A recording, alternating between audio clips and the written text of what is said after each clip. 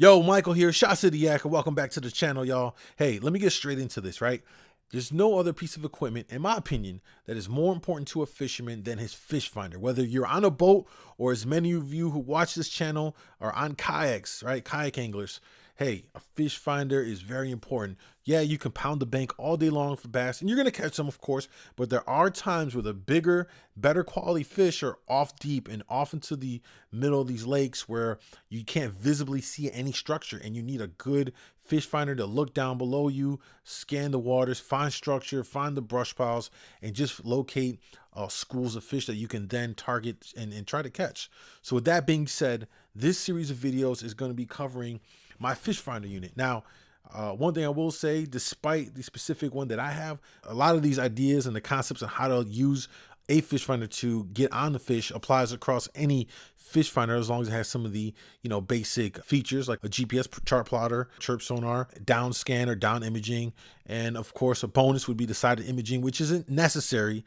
As long as you have those, you're good to go. You can work with a lot of these ideas we're going to talk about. But I am running a Lowrance HDS 7 Gen 3 unit. First thing in this video, we're talking about settings and the proper settings to set up on your Lowrance.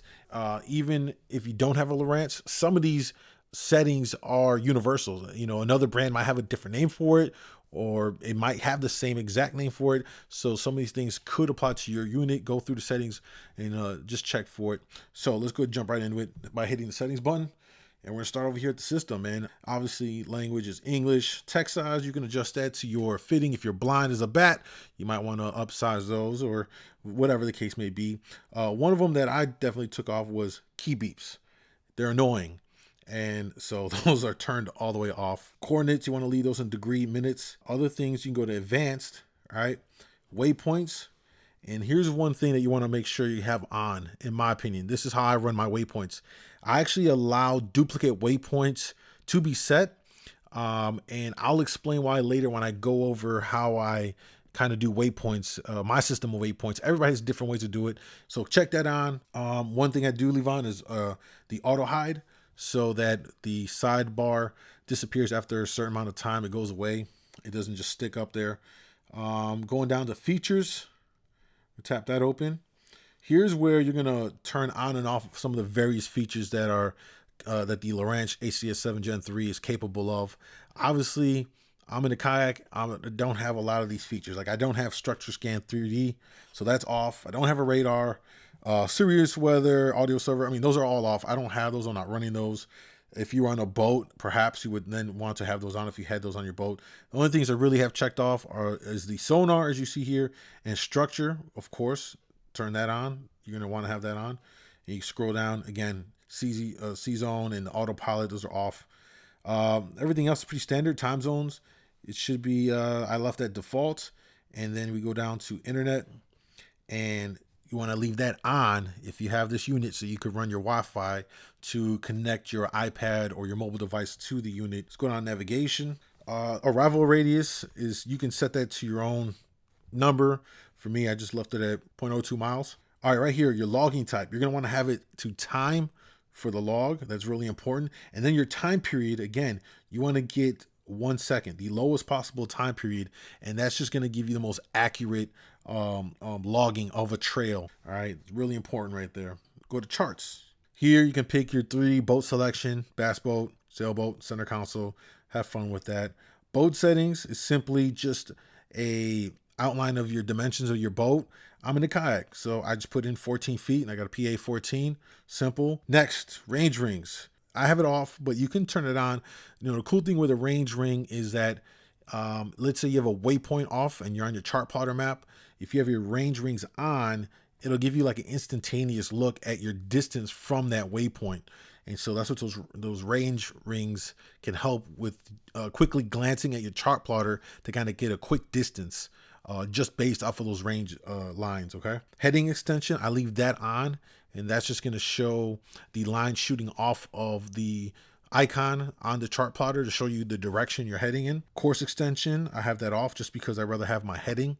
Extension length, you can change this to either a time or just a constant. I'll leave it at constant. Synchronize 2D 3D chart, left that on. Pop up on. Waypoints, routes, and trails are all on. High chart off, and that's pretty simple right there for my charts. Now moving along into sonar. Network sonar really only applies if you are running multiple units, and to link those and network those. Overlay downscan, this is pretty cool.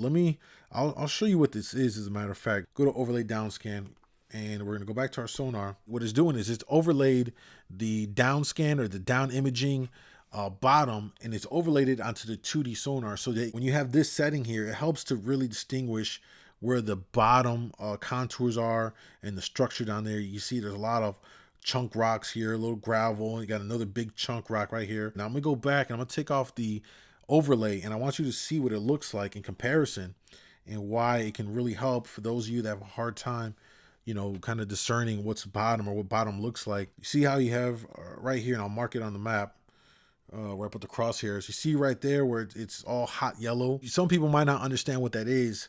And if you remember when I had the overlay scan on, that was actually just a big boulder. So that helps to really show you what it is. All right, going back to sonar. And again, you can leave this on or off, your choice. Fishing mode, it's really important right here. In everything that I've found online and researching and learning my graphs, everyone points to shallow water, less than 100 feet for this setting. And so there it is, leave it there. Scrolling along, you don't need fuel. Alarms, you can go through here and set them up, and you got so many other kind of settings. You can go on this on your own discretion and change whatever you need it to be.